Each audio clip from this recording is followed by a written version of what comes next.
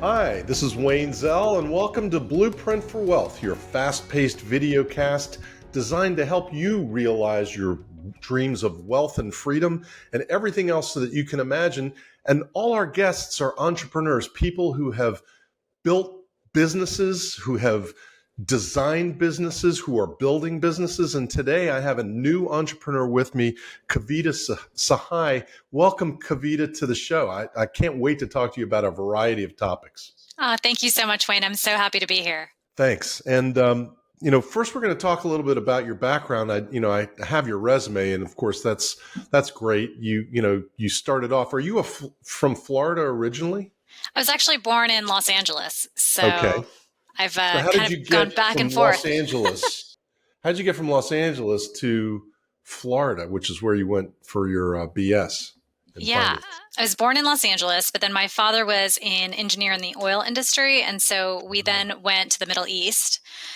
We lived there for several years and then came back to California, where I finished off middle school. And then my father got posted back in the Middle East, but at that time they didn't allow even for foreigners to have high school for girls. So my mom sort of had this hard decision of go with my dad and send me to boarding school, or spend the last 4 years we'd have together.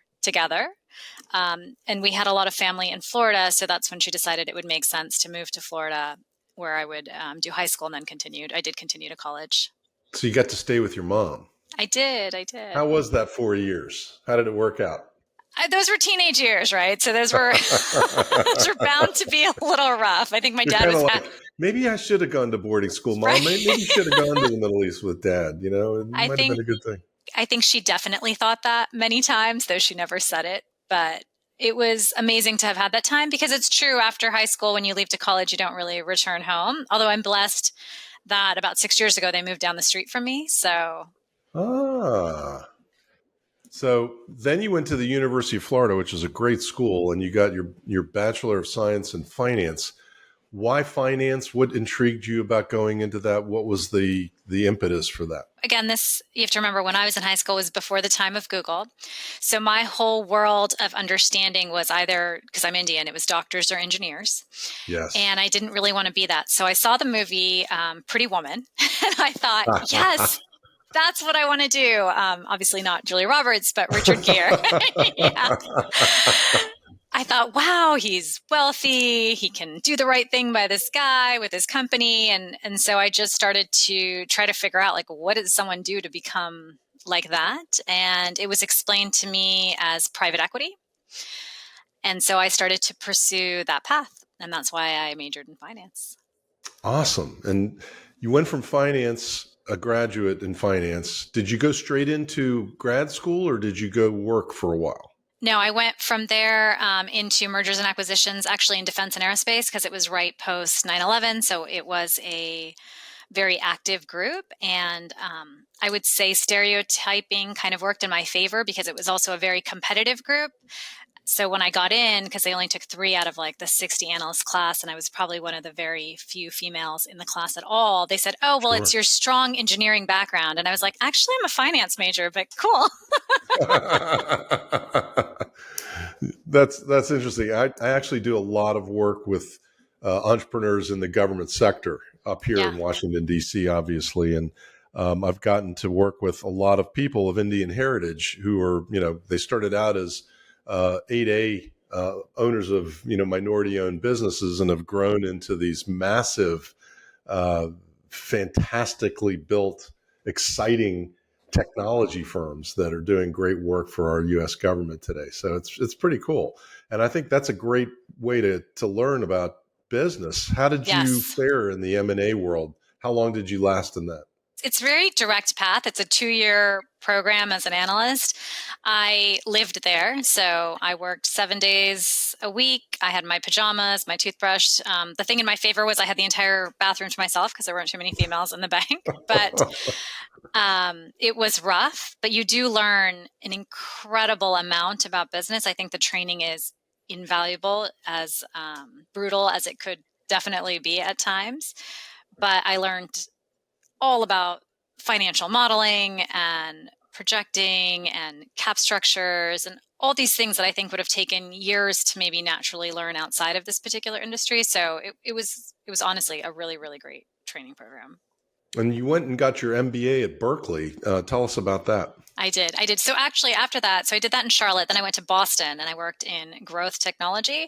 And then I went over to San Francisco. So it's like east to west coast for me. But I went to Berkeley because I always sort of had this calling for social entrepreneurship. I just didn't know how that was going to happen. So I studied a lot of, microloans and different processes that way. Although my background sort of pulled me back into the general private equity world, but that's sort of what led me to Berkeley. I just love this passion for people wanting to change the world.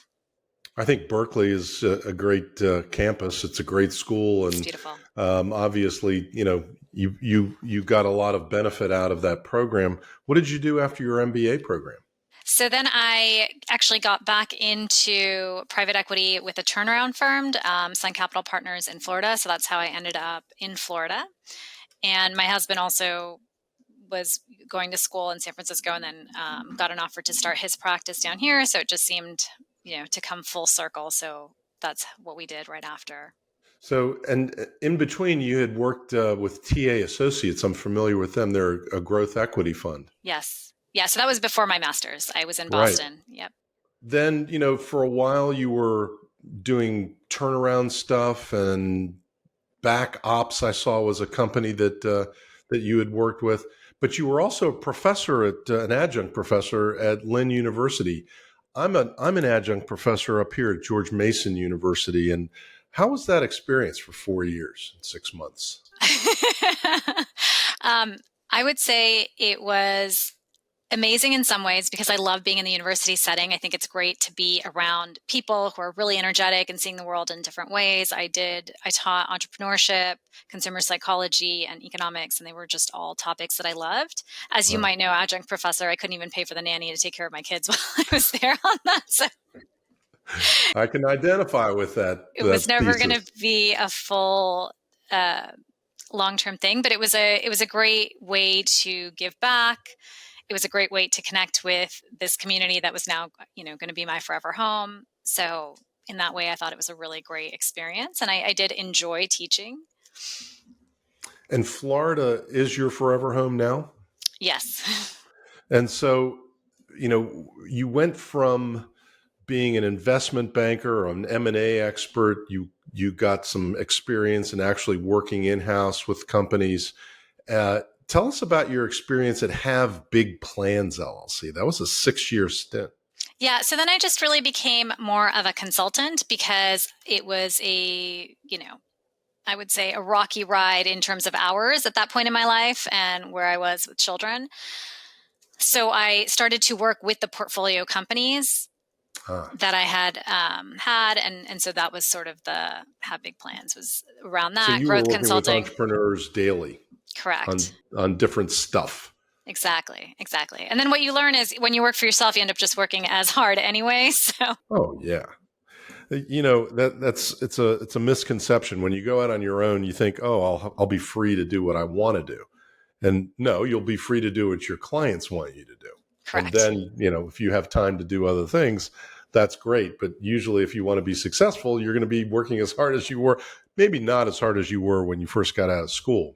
Right. Because that's 7 days a week, 24/7 type atmosphere it's not embedded in the young people today. I can tell you that. And I'm glad. It's not sustainable. You could do it for 2 years right out of college. I think that's probably the only time you could do that kind of that level of hustle. But I agree. There's definitely a work ethic that you build very, very quickly. Well, it's kind of interesting. I'm in my 60s today, and I came up in an environment very similar to what you came up in terms of how you work, and you work as hard as you work is as good as you're going to get is the philosophy. So you have to work hard in order to achieve. Today, I see a lot of younger people in their 20s and maybe even early 30s with a different approach. That there's a balance to life that needs to be achieved. And that sort of bridges me into my next series of questions about how you ended up migrating into what you're doing today. I read your bio on the web, and it said you became more immersed in your Indian heritage, and you discovered the power of human design. And you're the first person I've come in contact with outside of somebody who introduced that concept to me about 2 weeks ago, about telling me what human design is. Can you describe what that is? What is it? Where does it come from, and why? What attracted you to this whole concept of human design? What attracted me to it was it resonated. So the first time I took it, it sort of tells you your energy type. And I've always believed we're all energy, right? So there's all these different vibrations. Nature has a vibration. We have vibration. Our devices, everything has these different vibrations. And as I was struggling with my own health journey of everyone saying you're completely fine, but me not feeling fine, I started to really look back and say, okay, what can I do? What are the things I've seen my family do or other people do that can maybe help change with whatever's happening that's not medically diagnosable? And so that's Okay. sort of what led me into it. And then as I learned about it, during that journey, I was doing everything that I saw other people doing, right? So they were like, I run and that really makes me feel better. And I'm like, God, running is killing me. Or, I'm like there was just all these things that I'm like, why is it not working for me, right? Why is it working for them, but it's not working for me? And one of the things you realize is you have all this programming from all the information that we consume. And it's even worse now in this age of social media where we're constantly consuming so much different information that we kind Yeah. of forget our own intuition, which, I always think it's really funny. Like we need a device to tell us if we slept. Like we can't wake up in the morning and say, like, did we get a good night of sleep or not? So we're so out of touch with our own intuition about how we feel after we eat something, or did we get a good night of sleep? And to me, human design really helps you come back into your own. So it was this connection to your inner nature, which Hinduism and a lot of the Vedas, that's what it's all about. It's about your connection and your journey to your inner self. And so that's where that sort of resonated and came together for me. Human design as a system actually takes into account a lot of different systems. So it does have the chakra system, which comes from India, but it also has I Ching, it has astrology, it has Kabbalah. So there's a lot of different knowledge systems that kind of come together, which is insane. How do they do? I mean, I'm familiar with Kabbalah. I know what that is. I don't know about I Ching. I'm a little familiar with chakra. I know a little bit about astrology. How do you combine all that stuff together into a single system? Is it Yeah, mathematical? I mean, it's I how did think, they well, do that? so astrology has some mathematical components, so it Yeah. does. And I think that the magic of how they did it was just to take a little bit from each. So it's not each system completely together, but it's each of them taking a little bit of each of them to help explain and better understand who you are, your purpose, where there could be programming, how you even orient yourself in an environment, right? So all of this is energetic ways. To me, the easiest way to think about it is it's all ways to help you raise your vibration. And depending on what you believe, raising your vibration could mean you manifest faster. It could mean that you are more at peace or you're just happier. Like to me, it's all of those little hints at how you can become that more joyous person. Are you a manifester? No, I'm a generator.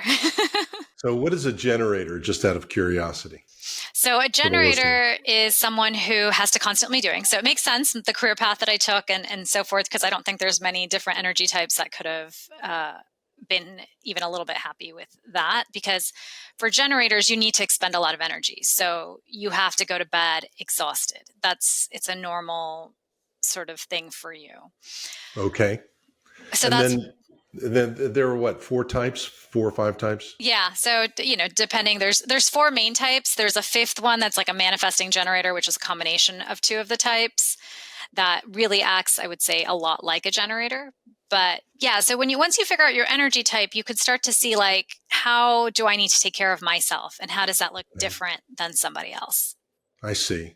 I see. So, and the way I read it, it's a system that is defined at birth, Yes. at exactly the time you were born, which is difficult for a lot of people to ascertain, particularly if you're older and there's no records of birth certificates and things like that have that data on it. But I find it fascinating, and it's illuminating, and it's scarily accurate. But that's another discussion for another time. So you figured out your vibration, you figured out your human design, and it helped you migrate into the wellness industry. Tell us about that. Tell us about Kavita Sahai and what it is that the company does and what you're trying to achieve.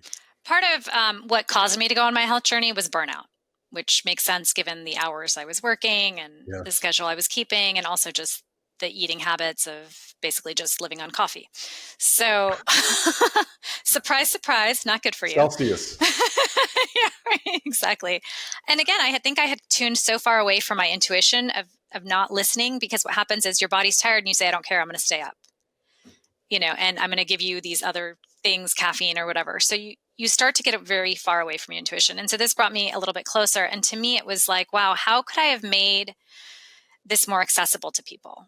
Because I think the idea of meditation still is really uncomfortable for people, and spirituality is confusing, but all of it can be so incredibly impactful to one's life that I wanted to make it fun, easy, and that's sort of what became the ethos of the brand. Okay. For me, the oils worked really well because I had a leaky gut as a result of my amazing lifestyle previously. And all the vitamins and nutrients I wasn't able to absorb, because a leaky gut is kind of like a bucket with holes in it. And so every time you're pouring anything in it, it's kind of like most of it's leaking out. How The do you know oils, you have a leaky gut? so you're probably going to have your digestion will be off, right? You'll, after you eat, a lot of times you don't feel great. And then a lot of times it's just malabsorption. So if you notice that you're low in D or low in a lot of different vitamin levels, you probably have a leaky gut. And so you discovered you had this, and then you started investigating all the various aspects: nutrition, um, you know, oils, wellness products, wellness uh, methodologies, meditation, all these things. You on your website, you describe yourself as being certified in all these different areas. How long did it take you to get certified in this myriad areas? I spent 10 years. So one of the clients I had been working with was was an apothecary who I'd gotten introduced to because of the health issues I was having. So I didn't realize that oils could bypass your gut and go right into your bloodstream. That was something that I learned once I met her. Once I met her and tried the products, I was like, wow, we got to bring this to the world. So I helped her grow her company, sell it to investors. And during that sort of, I would say, 10-year-ish path is when I took time slowly to get certified in each of the different areas. And again, it wasn't really for any other reason than for my own knowledge. I just became so thirsty to understand how you could feel so vibrant and amazing, and why people didn't know about it. Like, why is this a secret that you could do it? And the more I learned, the more I realized it was intuitively true. Intuitively, we should eat fresh fruits and vegetables. That seems like duh, but yet we're not doing it. Intuitively, we shouldn't put chemicals on our skin, but we're doing it. So What that's where, should you put again, on your skin? oil, natural plant oils, just like you should eat natural fruits and vegetables, on your skin should go natural oils. So, and again, it's one of those things when you sit and think about it intuitively, you're like, yes, fragrance probably is not good for me. I can smell the chemicals that I'm inhaling, right? But until you remove it, just like sugar or anything else, you don't really feel the negative effect. And so I started to use it to get back into really intuitively feeling into what was right and what was wrong, and how I wanted to really do business. And so that with that came the impact, so I could make it more of a social entrepreneurship thing, trying to source sustainably. All of that kind of started to feel right. And that's where I also felt like the human design helped, because it said like there's different gates that they have. It's a more complicated layering. So you kind of start with your energy types, then you have your open and closed centers, and then you have these different gates. So one of mine was voice for the voiceless, and in sort of the way it was interpreted to me was, and community, was you're never going to be fully satisfied unless you're also helping. And so then that social entrepreneurship, that feeling of wanting to go to Berkeley, which is a great school, but not a traditional one for people in the private equity world, Right. it sort of made sense.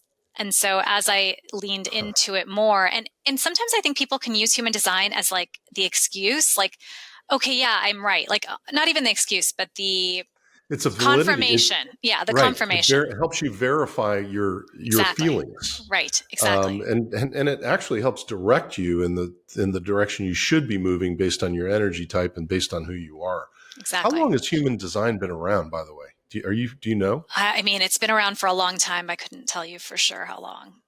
But to me, I'm like you. When I have a thirst for learning and it's constant, Yeah. I just immerse myself in it and I become certified, or I'll learn about it.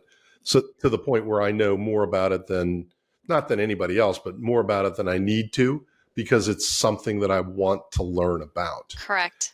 So today you've got Kavita Sahai, which is a website. It's a company. What else is it? It's a platform for launching wellness among Yeah. human beings, It's correct? it's it's a platform for mind body wellness. I would say for the alchemy of it, the magic of it. So, along with obviously having the oil products that helped me, myself, and then also for the skin, we also do this impact work. We try to introduce brands that have the same ethos, so that are sustainable or support minority women or any really group that I think needs support. Because I think one of the things that people don't realize is policy is made by purchasing power. So if you purchase that in ways that are aligned with your values, you're going to shape policy. So if we only buy from companies that produce sustainably or give back, then that's how all companies will be. So that's one of the other things that I do. So again, I feel like it's become for me this platform for this mind, body, soul work. What is your process for vetting potential vendors that go on the site? How do you determine that they're aligning with your values and the purpose of what you're trying to achieve on Case Sahai? Sure. So none of them actually go on the site. All the products on Kavita Sahai are our own products. However, we have a newsletter that we have. It's called the Weekly Ananda, which is like your weekly happiness, where we have a mantra and, we usually promote an artist and have some journaling prompts and, something about what's going on in the sky astrology wise. But we'll also Mm-hmm. there promote someone who we believe is doing good work. And we usually vet them just by their process, right? So do they fit a need in terms of, are we trying to support this particular entrepreneur? And then always, are they doing it in a sustainable way that's good for the environment? It has to be good Are for the the people and the environment. So the products on your site are products that you Correct. either source from other manufacturers and then you brand them on your site. Is that how you do it? So we make all our own products. So all our products are made at at a manufacturing facility in Florida. And all the formulations have been ones that have been carried from that botanist over. And then, we have amazing people. Even though I'm certified, I'm not the one who's doing all these amazing formulations. You're also So, making all the stuff on the site, right? so we have experts that help do that. But yeah, no, it's all our own. I'm very particular about the types of oils we use, and a lot of that I've realized. Again, the more you know, the more scary it becomes. But there's not a lot of regulation around natural products. And so, Right. you can have lavender, which has over 200 different components, only have 2 components and call themselves lavender. And that's why you see these different prices, right? So essential oils can cost $2 or $200, but a lot of it is quality, how many times it's been pressed. And so that really becomes the difference. And so if you don't control that process, I think it becomes very hard to control the quality. Do you have a team that works for you? How big is your team at Case Sahai? Yes, I do. We have 7 people. And what are your goals? Where do you see yourself going in the next 5 to 10 years as a company? So my goal is to make this sort of spiritual soul care every day. So really to be in shelves everywhere. So we've recently launched in Bloomingdale's, hopefully trying to take some more other larger retailers like that. That's truly the goal. From a team size, I like to stay small. So we outsource a lot of things, and that's my style. I like that. Like our manufacturer, we don't own that manufacturer, right? So they produce our products. Same thing with marketing. We have a team that we hire that does that. So I actually find that to be a lot more peaceful than managing a lot of people. So I think from that standpoint, I don't really want to expand, but you don't want to use your energy for that purpose. Correct. I'm with you 1,010%. Yes. As an owner of a couple of businesses. I like to outsource as much as I possibly can. The only issue that I find in outsourcing is control and quality control. And how have you found it as a person that does a lot of your work with outsourced? It's honestly, you have to just become amazing at being a really great HR manager, right? So you have to take that person who's outsourced and just, you have to, first of all, you have to keep trying. It definitely took a while to find the right partners, and you can't get discouraged in that process, because that's true of employees as well. But once they're on your team, I really treat them as a part of the team. So, they're getting the updates, whether they want them or not, and really getting on it. But I have found that it's not any harder to manage the quality control internally or externally when you have the right people. Do people who are interested in what you're doing, do they subscribe to the website? Is there a subscription service that you offer? Yeah, so for the weekly newsletter, you can subscribe there, and then all of we have the soul quiz for the human design, we have the wellness quiz if you want to see what oils, and we have a skin quiz that tells you the botanicals that are best for your particular skin. That is wonderful. And if people want to know more about Kavita Sahai and become a subscriber and a user of your products, how do they do that? The website's the best place. It's ksahai.com. And on social, we're at Love Kavita Sahai. At Love Kavita Sahai. Oh, Sahai. Awesome. Well, I'm very intrigued by what you're doing. I'm probably going to, as soon as we get off, I'm very serious, going to be a subscriber to your site because I'm interested in learning more about this. Even at my advanced age, I'm always learning new things about how to take care of my ancient body and ancient mind.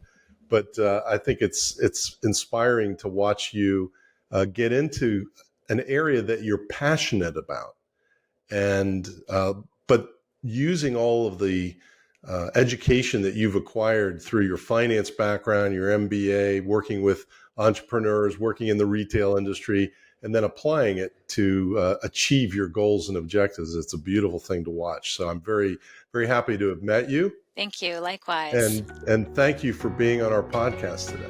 Thank you again for having me. I really appreciate it. It's been so great. And thanks for watching and tuning in to Blueprint for Wealth. And tune in next time for another amazingly inspiring entrepreneur. Have a great week.